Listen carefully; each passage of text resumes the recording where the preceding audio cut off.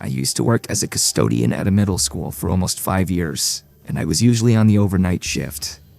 I would clock in around 10 at night and stay until right before the sun came up, when the buses started pulling in. At first, I actually liked the job. I didn't have to deal with the kids running down the hallways, teachers complaining about stuff, or anyone really. The quiet didn't bother me, and I liked being left alone to do my work. But as time went on, I started to notice how different the school felt at night compared to during the day. It wasn't just quiet, it felt dead.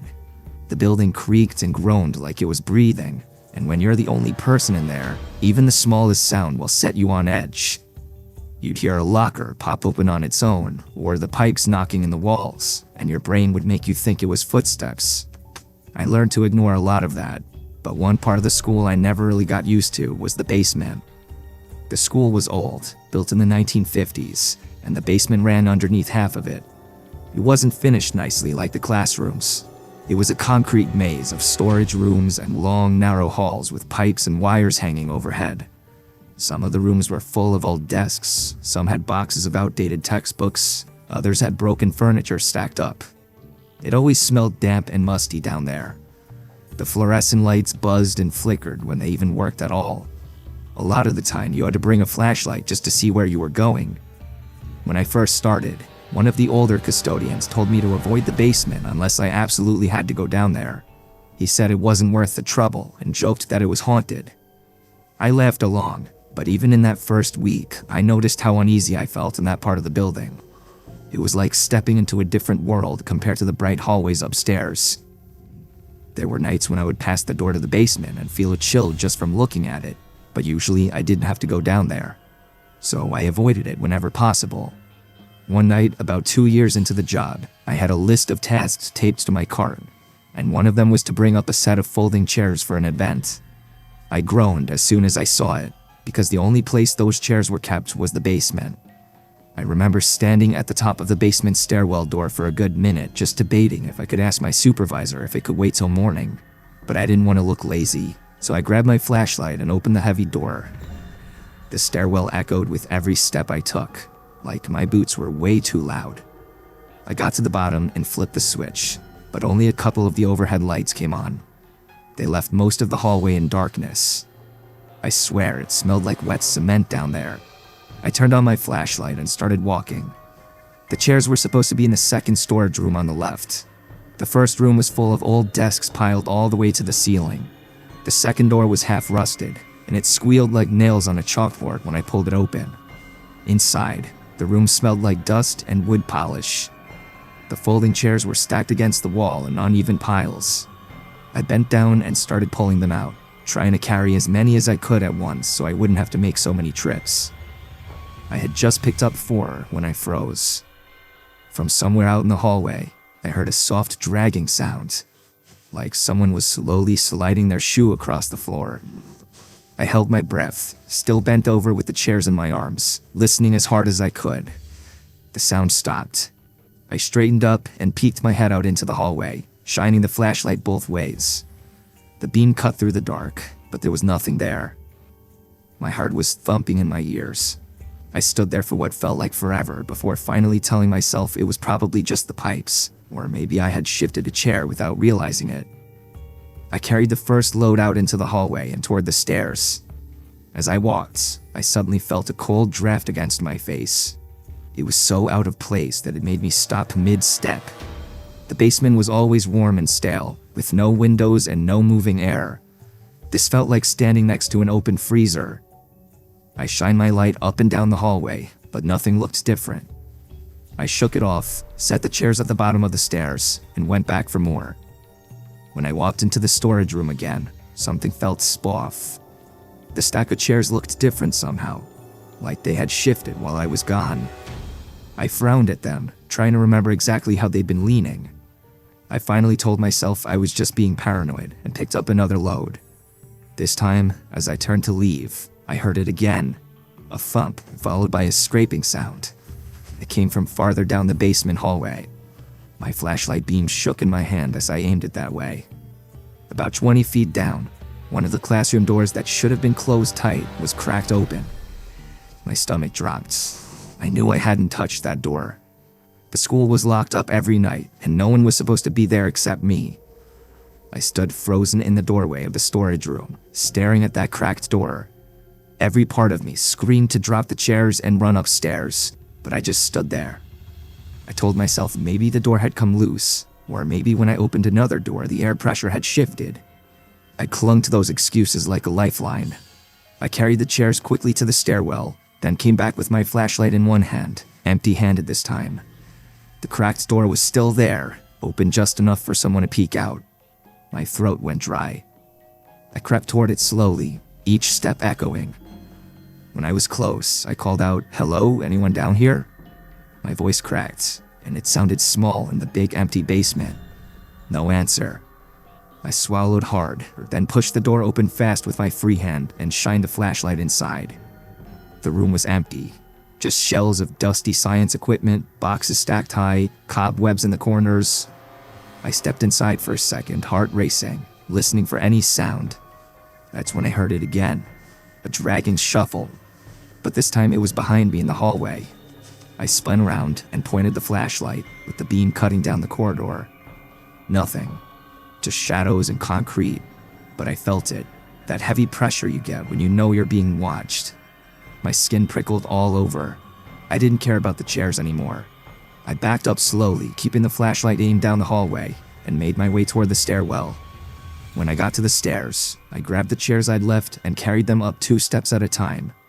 I didn't stop until I was back in the main hallway upstairs, gasping for breath. I leaned against the wall, sweating even though the school was cold. I told myself I was imagining things. Maybe it had been rats or water pipes, but I couldn't explain the cracked door. I locked the stairwell door behind me, even though I wasn't supposed to, and I didn't go back down for the rest of the night. A week later, I was mopping the hallway right above the basement stairs when I heard it again. 3 loud bangs, evenly spaced, like someone hitting the wall with their fist. The mop slipped out of my hand, water dripping onto the tiles. I froze and listened. Then I heard the basement door rattle like someone had shoved it from the other side. My blood went cold. I didn't open it. I stood there, gripping the mop handle until the sound stopped. After that, I refused to go down into the basement alone. If anything needed to come up, I'd wait until another custodian was there. I never told the others what I heard, because I knew they'd either laugh or tell me it was the so-called ghost. But I know what I felt, and I know what I heard. To this day, when I think about those slow dragging footsteps behind me, I feel sick to my stomach.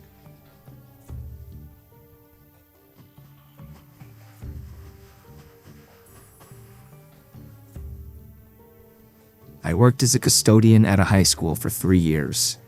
I was the newest guy on the team, so most of the time I got stuck with the overnight shifts. The building was huge, 4 floors and 2 gyms, and at night, when it was empty, it felt like a giant maze. The rule was to go floor by floor, room by room, turning off lights, emptying trash, and locking doors. It usually took the whole night to cover everything, and if you tried to rush, you'd miss something. One Friday night, I was working alone because one of the other custodians had called out sick. Normally, we worked in pairs, so I wasn't used to being the only one on duty. At first, the shift was normal. I started on the first floor, emptying trash cans, wiping down surfaces, and mopping the hallways. The lights in some of the old corridors flickered, which made the shadows jump around, but I told myself it was just the building settling. Around midnight, I made my way up to the 3rd floor. That floor always gave me a bad feeling because it was quieter than the others. It had a lot of older classrooms that weren't used anymore, some permanently locked, and others were just storage rooms filled with dusty books, broken furniture, and old lab equipment. As I walked down the hallway, I passed the lockers. The metallic click of the doors and the echo of my boots against the tiles made me jump a few times. I kept reminding myself it was normal. I was halfway through mopping one of the main hallways when I noticed a door about 20 feet away was open. That struck me immediately because I had already checked all the rooms earlier in the evening, and every door had been locked. My first instinct was to walk past it quickly and ignore it, but something made me stop. I set my mop against the wall and walked over slowly, trying to make as little noise as possible. The door was one of those old wooden classroom doors with a square glass window. I pushed it open slowly, shining my flashlight inside. The room looked empty. The desks were stacked along the walls and boxes were in the corners. Nothing seemed out of place at first glance, but then I noticed that one of the boxes near the back wall had been moved.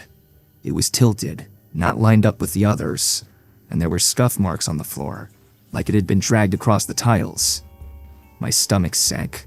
I knew I had closed that door earlier, and I knew I hadn't moved that box. I told myself it was probably nothing, just my imagination playing tricks on me because I was tired. I pulled the door closed and went back to mopping, but my mind kept wandering to that room. I kept thinking I should check the windows, maybe a student had snuck in somehow, but all the windows were locked from the inside, and the hallway doors were locked as well. I tried to shake the feeling of being watched and focused on the cleaning.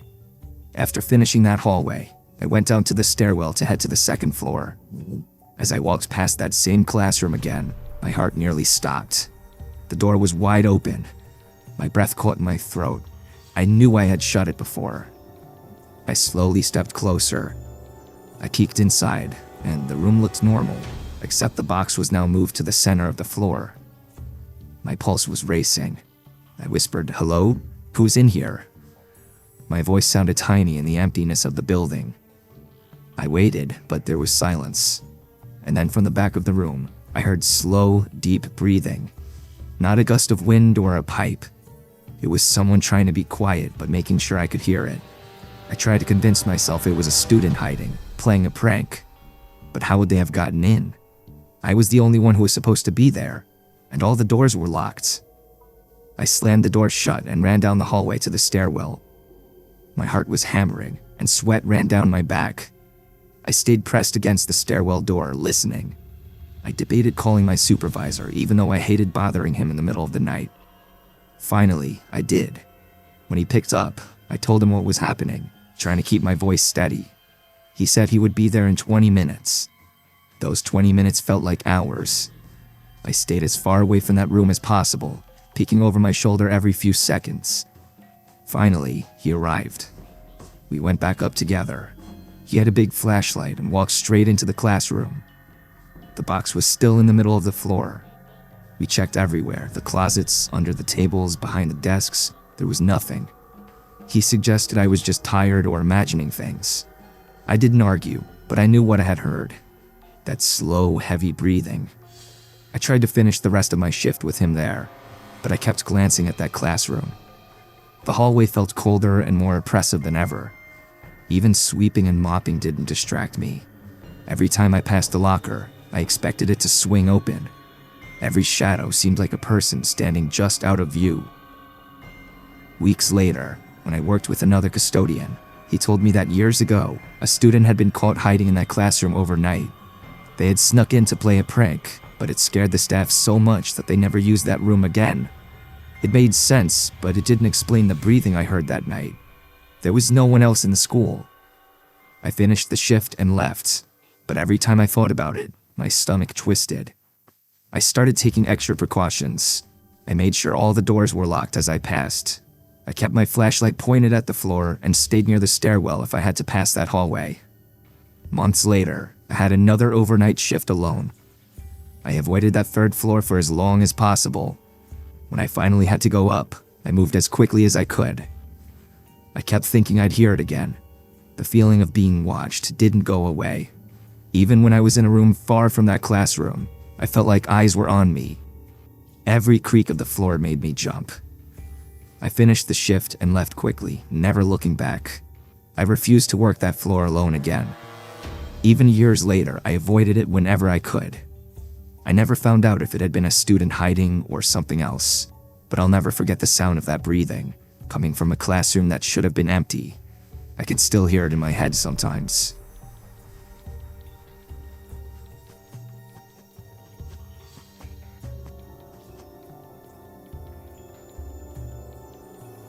I worked as a night custodian at an old high school for 2 years. The worst part of the job was always the auditorium. It was massive with 3 levels of seating, a big stage, and long heavy curtains that hung from the ceiling. During the day, it looked normal, but at night, when the building was empty, it felt like stepping into a completely different place. Even with the lights on, there were shadows in every corner that seemed darker than they should be. Sound carried strangely in there. If you dropped a broom, the echo would stretch and bounce, making it hard to tell exactly where the sound came from. Most nights, I saved the auditorium for last because I hated going in there. There was just something about it that always made my skin crawl. Near the end of winter one year, I had to clean it earlier than usual because there was going to be a play the next morning. I arrived around midnight, dragging my cart behind me. The side door creaked loudly as I opened it, and when it slammed shut behind me, the echo traveled across the empty room. I started by sweeping the aisles between the seats. The chairs were old, metal folding seats bolted to the floor in some rows, and in other rows, they were loose. As I pushed the broom, I listened to the scraping sound echo off the walls and ceiling. After a few minutes, I thought I heard something else.